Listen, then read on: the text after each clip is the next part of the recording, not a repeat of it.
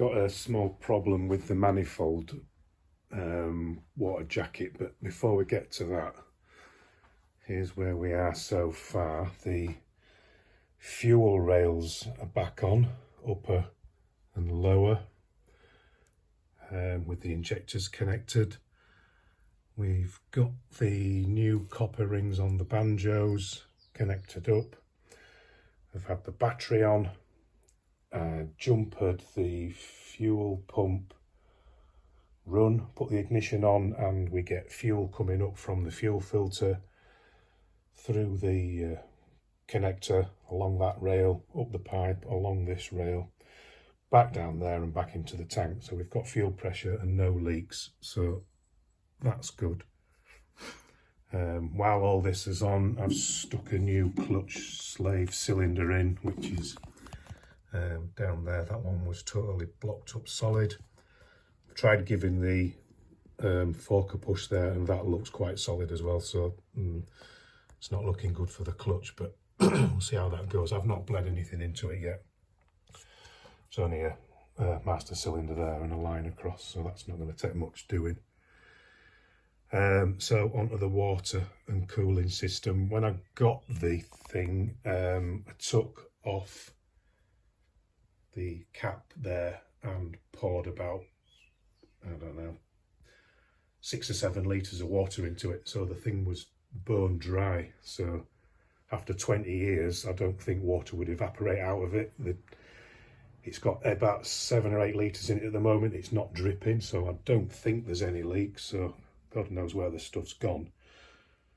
But the downside of all that is that it's dried out, and the intake manifold has got lines going into it there. So water comes up, goes along the engine block, comes up that pipe, and then it goes into the throttle body, across the throttle body, back out, and then back down that pipe onto the water pump.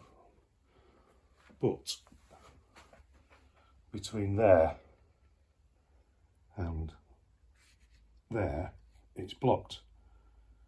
If I blow air in there, it doesn't come out of there, and vice versa, so it's blocked up.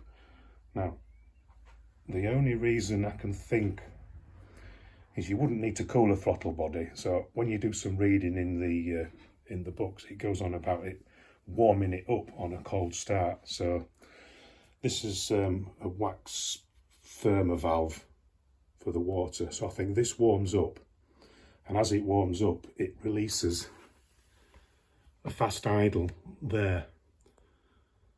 So I think what we can do is actually just bypass this this cooling jacket and then wire that up so that it thinks that it's warm all the time. Might be a bit rough idling when it's cold, but I don't really think that'll be a problem.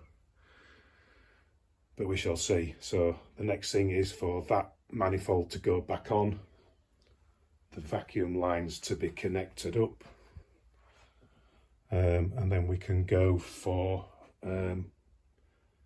another start-up attempt. I also think it might be prudent to do a coolant flush. Like I say, it's got some distilled water in it at the moment, 7 or 8 litres or so. So I connect the manifold back up, I'll run this bypass. I'm just going to connect that to there in effect.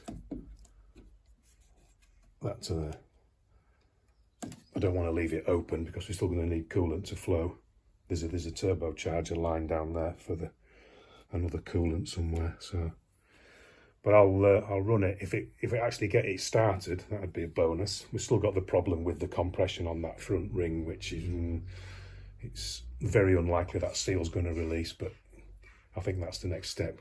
See if we can get the engine running, get some heat into it, see if that frees up. Do another compression test, and I'm not holding out much hope for it, so it might even be engine out, in which case that will then allow us to investigate the clutch if that's jammed solid.